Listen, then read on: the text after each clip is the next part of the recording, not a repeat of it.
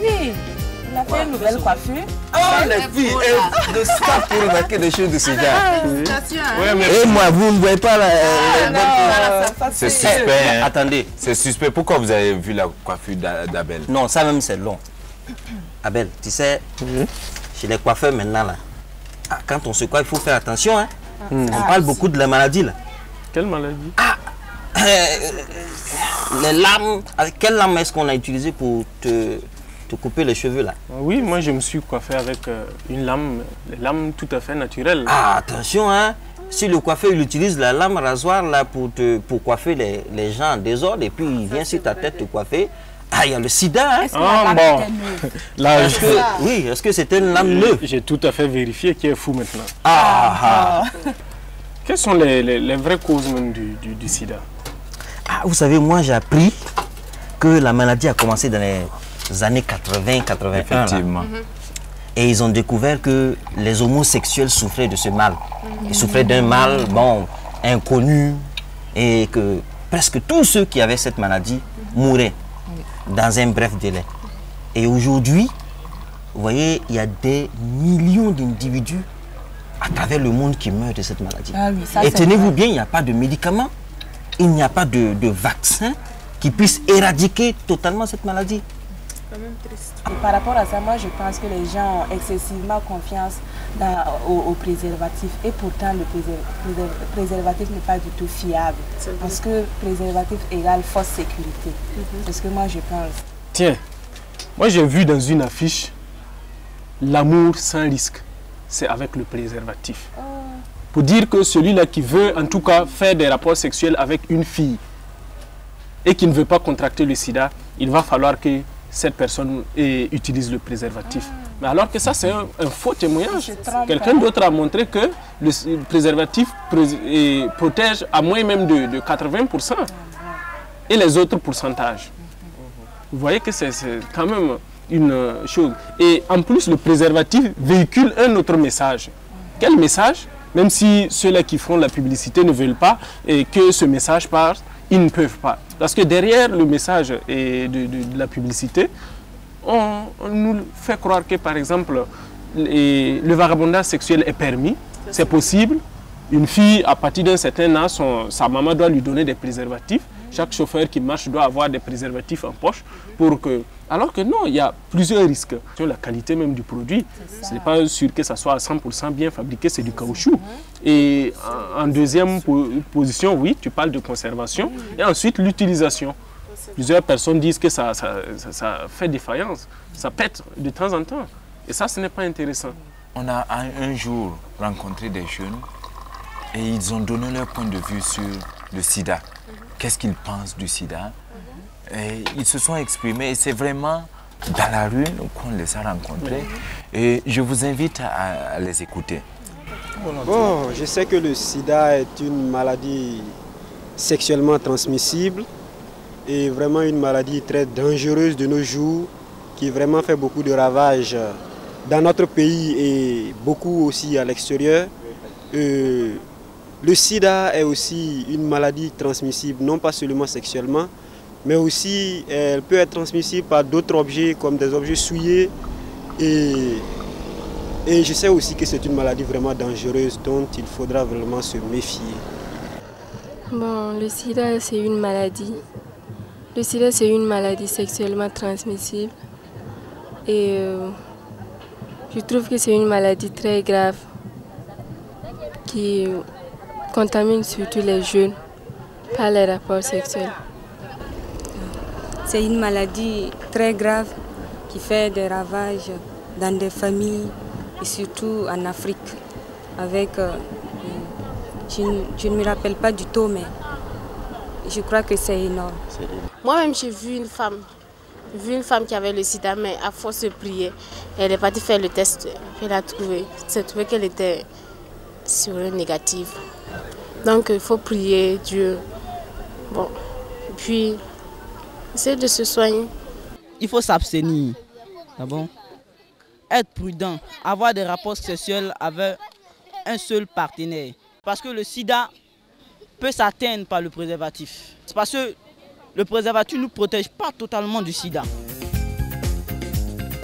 entre la vie et la mort, il ne faudrait pas discuter. Je crois que personne ne veut être en train d'hésiter si je vais mourir ou pas. Si on vous pose la question, est-ce que vous allez mourir ou pas? Vous voulez mourir ou pas tout de suite? On choisit la vie. Donc il vaut mieux être strict, avoir le maximum de sécurité envers soi, que de s'embarquer à quelque part là où on a encore des risques de contamination. Évidemment. La lutte contre le sida est vraiment un engagement de tous. On ne peut pas affronter un canot avec des coups de poing. On ne peut pas non plus combattre tout à fait une armée avec des bâtons. C'est pas possible. On doit combattre le sida avec une certaine sagesse divine. Et cette sagesse, c'est l'abstinence avant le mariage, la fidélité pendant le mariage. C'est la seule voie de salut jusqu'à l'heure. Nous les jeunes, on devrait en tout cas prendre ça comme leçon et ne pas chercher des moyens, des accessoires. Oui. Et puis aussi, il faut noter que souvent, nous les jeunes, nous pensons que en ayant des amis, filles ou garçons, dans nos relations, garçons-filles, on a besoin de montrer qu'on aime par la sexualité. Alors que non, l'amour ne se résume pas à la sexualité. Quand on aime, on sait respecter l'autre. Donc je me dis que cela doit nous amener vraiment à marcher dans la fidélité quand on est marié et surtout dans l'abstinence quand on est jeune. Parce que, comme la parole de Dieu le dit, chaque chose a son temps. Et puis, est-ce que vous ne trouvez pas que même quand on est avec un copain ou un fiancé ou une fiancée et qu'on croit qu'on est fidèle, est-ce que vous ne trouvez pas que c'est quand même sage de faire le dépistage avant le mariage? Ça, c'est vrai. Oui. Oui, parce qu'on ne connaît pas le passé des uns et des autres. Et même nous qui sommes chrétiens, qui sommes sauvés, qui marchons dans la foi, on ne sait pas ce que l'autre a mené comme vie. C'est ça, dans le passé. Ah oui. Et surtout, vous ne pas prendre des risques. Oui. C'est pas ce que fait. Moi, j'ai été voir un docteur, le docteur Sawargo Théophile. Et je vous invite à suivre ce qu'il dit par rapport au sida, par rapport à la maladie. Voilà qui est intéressant, parce que tu sais, on discute beaucoup sur le sida, mais souvent on peut se tromper. Voyez-vous, écoutons ce que le spécialiste a à dire. Ça va nous aider à avoir beaucoup plus de compréhension par rapport à ça. Écoutons le docteur. Bonsoir docteur. Bonsoir. Et de nos jours, on entend parler de plus en plus de sida. Qu'est-ce que le sida? C'est une maladie que nous disons infectieuse parce que c'est causé par un virus. Donc c'est une maladie qui est uniquement humaine, mais la gravité de la maladie fait qu'elle est quand même particulière parce qu'elle est tout le temps mortelle. Et aussi c'est une maladie transmissible d'une personne à une autre, donc par plusieurs voies. La première voie, c'est la voie sanguine, tout ce qui peut passer par le sang, notamment une transfusion sanguine ou une blessure par un instrument souillé. Donc là, on imagine tout ce qui est en contact avec le sang. Donc on met dans ce groupe la voie sanguine. La deuxième voie, c'est la voie maternelle. C'est-à-dire qu'une mère vivant avec le VIH peut transmettre le virus au fœtus, donc pendant qu'il est toujours dans le ventre, lors de l'accouchement ou bien pendant l'allaitement. Donc ce second groupe, c'est ce qu'on appelle la voie maternelle. Donc la troisième voie, qui est de loin la voie royale, c'est la voie sexuelle. Parce que plus de 90% de la transmission se fait par voie sexuelle, que ce soit par hétérosexuel ou bien homosexuel. C'est une maladie que nous disons ubiquitaire, ça veut dire qu'elle existe dans tout le monde entier et elle touche plus de 32 millions de personnes dans le monde. Et plus de 70% de ces cas se retrouvent en Afrique subsaharienne, donc en Afrique noire. Ce sont les jeunes qui sont le plus touchés. Les jeunes entre 15 et 25 ans. Ça veut dire que plus de 50% des nouveaux cas sont des jeunes entre 15 et 25 ans. Et ces jeunes aussi, malheureusement, meurent avant 35 ans. Pensez-vous que le préservatif protège à 100% contre le VIH? On ne peut pas dire que le préservatif ni autre moyen protège à 100% contre la transmission du VIH. Il faut préciser la voie de transmission. Donc, si je reviens sur votre question, je pense que le préservatif ne protège pas à 100% contre la transmission par la voie sexuelle. Parce que même avant le sida, le préservatif a été utilisé dans le cadre de la contraception, mais cela n'a pas été efficace à 100%. Que ce soit un problème de fabrication, que ce soit un problème d'utilisation, que ce soit un problème de conservation, il y a quand même si le taux est faible, un pourcentage où la transmission peut être possible malgré l'utilisation de préservatifs. Nous vivons une période difficile sur le plan économique pour nos pays et c'est sur la jeunesse que chaque pays compte pour se développer. Chaque famille compte sur ses enfants pour les soutenir. Alors, les piliers de la société sont en train d'être décimés. Il faut que ces piliers-là se rendent compte qu'ils sont les supports et que les gens comptent sur eux et qu'ils se préservent, pas seulement pour eux, mais pour leur famille, pour leur société. Et quel conseil avez-vous à donner à la jeunesse? Ils doivent tout faire pour protéger cette vie-là qui ne peut pas être achetée au marché. Alors, pour être bien portant, il faut avoir un comportement sexuel irréprochable. Quand on est jeune, abstinence avant le mariage. Et quand on est marié, bien sûr, il faut être fidèle à son conjoint pour se protéger par rapport, bien sûr, à la voie de transmission qui concerne la voie sexuelle. Et vraiment, cette phrase m'a marqué. Quand on aime la vie, on la protège. Oui. Par rapport à ça, il y a d'ailleurs un proverbe qui dit, un proverbe maoré qui dit que celui qui a vécu longtemps, c'est celui-là qui a su protéger sa vie, celui-là qui a su bien prendre soin de sa vie. Pour lutter contre cette maladie et pour faire comprendre à nos amis qui ne veulent pas comprendre, il faut être persévérant. Il ne suffit pas de le leur dire et puis s'asseoir. Il faut lutter, continuer, les poursuivre et leur dire, écoute, fais attention, jusqu'au bout, pour que chacun puisse prendre conscience. Il y a des gens qui ont besoin qu'on leur répète les conseils plusieurs fois avant qu'ils comprennent. Eh bien oui. Donc ici, c'est un problème de changement de comportement. Tu veux dire que les jeunes ont besoin d'être encadrés. Il Oui. faudra que dans les différentes communautés, que dans les différents pays, en fait, nos autorités puissent en tout cas nous trouver un cadre où nous, en tant que jeunes, on pourrait effectivement échanger nos idées, donner nos préoccupations, et de là maintenant, ils vont nous donner les conseils adéquats. Comme il l'a dit, c'est bien d'être encadré, mais si on veut t'aider, il faut que toi-même, tu t'aides. Il faut que toi-même, tu donnes une bonne volonté. Maintenant, il arrive qu'on... Souvent, on sait qu'effectivement, ce qu'on fait, c'est mauvais, mais on n'arrive pas à s'en défaire. Et là, j'ai retenu une parole d'une fille là, qui a parlé dans le témoignage. Elle a dit qu'elle invite les personnes atteintes du sida à prier. La prière, je crois, est un moyen très efficace. Je ne viens pas directement sur la question de guérison, mais même dans la prévention. Je me dis que pour ceux qui ne peuvent pas se départir de cette fréquentation, de ce comportement sexuel déplacé, la prière est un moyen pour eux pour pouvoir s'en débarrasser. Oui, Dieudonné, ce que tu viens de dire est vrai, hein, parce que nul n'est invulnérable. Oui. On a beau faire, on peut se protéger, parce que nous les hommes, il ne faut pas oublier que nous sommes des humains, nous sommes faibles.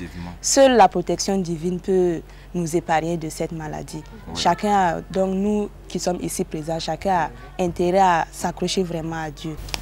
Quand on voit et quand on entend de vive voix, on croit beaucoup plus. Parce qu'il y en a qui ne croient toujours pas. Si parmi nous, il y en a qui doutent toujours de l'existence de cette maladie et des ravages de cette maladie-là. J'ai une petite solution pour vous. Nous avons rencontré une femme qui est prête à parler, à visage découvert, parce qu'elle vit avec cette maladie-là. Et elle va nous expliquer un peu ce qu'elle ressent et tout. Donc, je vous invite à suivre. I lost both my two kids. I don't have a husband. J'ai perdu mes 2 enfants. Je n'ai plus de mari. Je suis seule. C'était très difficile pour moi de vivre la vie de tous les jours. Mais ce que je fais pour les jeunes m'encourage à continuer. Mon espoir est de pouvoir passer ce message au plus grand nombre de jeunes possible avant ma mort pour qu'ils ne tombent pas dans le même piège que moi, car c'est une expérience très douloureuse. C'est extrêmement douloureux. Ça fait tellement mal. Mon mari était mon seul partenaire sexuel que j'avais. Alors c'était en effet très choquant et très douloureux et ça faisait que je me sentais en dehors des bénédictions. Je me sentais une mauvaise personne. Mais en réalité, ce n'était pas moi qui étais mauvais. J'avais tout fait. J'avais fait ce que je devais faire. J'avais veillé sur moi-même et gardé ma virginité. J'avais obéi au commandement de Dieu et un de ses commandements a rapport avec le VIH est celui-ci. Tu ne commettras point de fornication et tu ne commettras d'adultère. Je n'ai jamais commis une de ces fautes-là. Malheureusement, l'homme que j'avais marié l'avait fait. Je demande à l'Église de faire comprendre aux jeunes que le simple fait d'être une personne d'une bonne moralité ou d'être chrétien ne nous assure pas une séronégativité. On ne peut être sûr d'être séronégatif que si on est sexuellement inactif. So no matter how Christian you can be, if you did commit fornication 2, 3, 4, 5 years peu importe que tu sois chrétien ou pas, si tu as commis la fornication il y a 2, 3, 4, 5 ans, tu peux toujours être séropositif. Peu importe avec qui tu veux te marier, que ce soit un obsédé ou un pasteur, en matière de sida, il faut les prendre tous sur le même pied d'égalité et faire le dépistage avant toute décision de mariage. J'espère seulement que la bonne information sera donnée pour qu'ils aient au moins la chance de pouvoir éviter d'attraper le virus.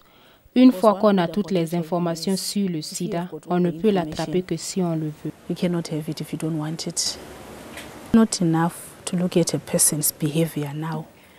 Il ne suffit pas de se référer au comportement actuel de quelqu'un et de dire « Ah, cet homme, ce garçon est vraiment bien ». Certains ont l'habitude de dire que le passé d'un individu n'est pas important. Il est très important de fouiller dans son passé. Et tout ce que cette personne a fait, et surtout s'il s'agit d'activités sexuelles, cela pourrait impliquer une infection du VIH. Alors ce n'est pas question d'avoir confiance à quelqu'un juste parce qu'il paraît honnête ou qu'il est même sérieux. Ce que la personne a fait il y a 10 ans, c'est ce qui nous trouble maintenant. Ce qu'elle a fait il y a 5 ans, c'est ce qui nous inquiète aujourd'hui. Let it be their responsibility to stay negative.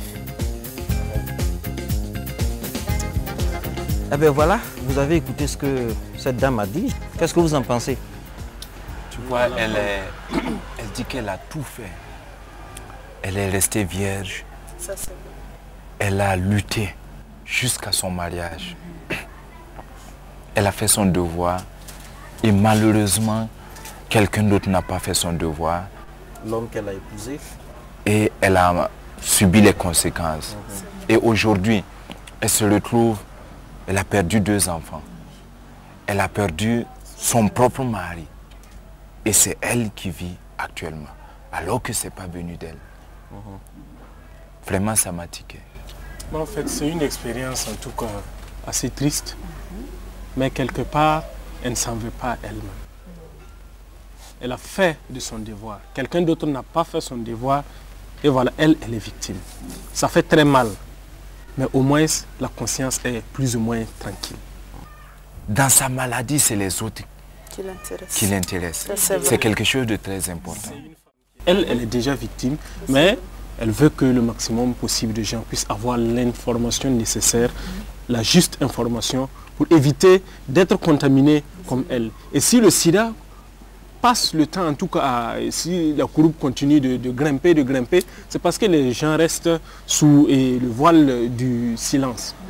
Les gens cachent, les gens ne veulent pas, peut-être par peur d'être rejetés par la société, méprisés, ils se taisent et ils contaminent les autres de plus en plus, Je crois que son exemple devrait aider ceux qui sont dans ces cas. Et il y en a qui, au lieu de chercher à aider ceux qui ne sont pas encore atteints, cherchent plutôt à les contaminer. Voilà pourquoi elle a été vraiment d'une fidélité irréprochable. Mais son mari n'a pas été. Vous voyez, entre jeunes que nous sommes, lorsque nous décidons de vivre une vie chaste, il faut le faire de tout son cœur, avec une entière sincérité et avec une rigueur de la dernière énergie. Vous voyez, il faut le faire avec sérieux parce qu'on peut vivre une aventure passagère et arriver un jour dans le mariage, elle dit qu'on peut vivre avec la maladie pendant 5 ans, 10 ans. Vous voyez, vous pouvez faire ça et 5 ans après décider de vous marier pendant que vous êtes sain. Et dès que vous vous mariez, vous contaminez votre femme qui est innocente parce que vous avez vécu une vie débauchée à l'arrière, dans le passé. Cette dame a dit quelque chose d'autre qui est très important. Je ne sais pas si vous avez fait attention. Elle a dit qu'une fois que nous avons reçu toutes les informations concernant le sida, on ne peut l'attraper que si on le veut. Oui, moi j'ai vu ça, mais tu ne penses pas que c'est un peu contradictoire, puisque elle-même, elle a dit qu'elle ne le voulait pas. C'est ça. Elle s'est préservée. Elle s'est préservée, mais elle est quand même tombée. Ce n'est pas contradictoire. Pourquoi? Regardez bien que si elle avait l'information qu'il faut faire le dépistage du sida avant de se marier, elle l'aurait fait. Effectivement. Elle aurait exigé que son mari, ou son futur mari, fasse le dépistage avant qu'il ne se marie.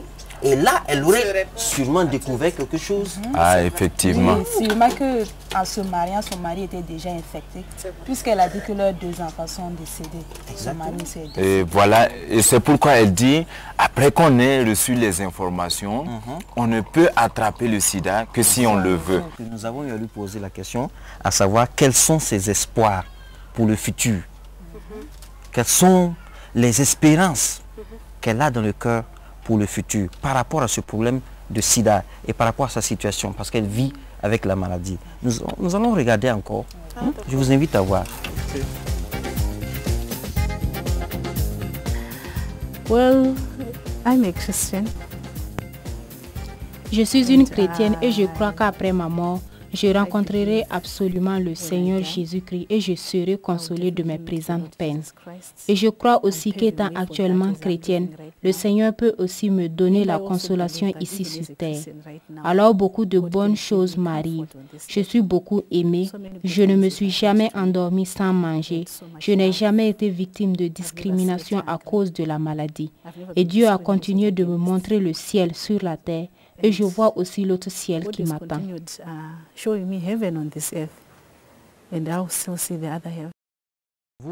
C'est assez profond ce qu'elle vient de dire. C'est dire qu'elle garde espoir en elle, malgré cette maladie qui la ravage. Elle garde un espoir que Dieu prend soin d'elle sur la terre et elle héritera de la vie éternelle au ciel. Ça, c'est un espoir immense qu'elle a. La Bible même dit, Jésus a dit dans la parole de Dieu, celui qui croit en moi vivra, quand bien même il sera mort. N'est-ce pas? Voilà. Et c'est pour dire que ceux qui sont porteurs du virus du sida, pour eux, l'espoir n'est pas anéanti, n'est pas perdu. Même si on a vécu une vie dépravée pour avoir cette maladie, Dieu est toujours fidèle pour pardonner les péchés. C'est ça. Ah oui. C'est ça. Oui. Ce qui est l'espoir de cette dame, c'est parce qu'elle a connu le Seigneur. Et c'est son seul espoir. Et je me dis que chacun de nous, lorsque nous sommes atteints par une maladie, n'importe quelle maladie inguérissable, comme le sida, il y a toujours un espoir. Parce que nul n'est épargné. Ça, c'est vrai. Ça, c'est très bien. On pourra en parler prochainement, mais ça, en attendant, prenez le thé avant de bouger. Parce que si ça reste, ça ne va pas servir. Le thé, ça ne se boit pas. Qu'est-ce qu'on va en faire? Ah, c'est ça. On est venu pour boire le thé. Oui, le bon thé.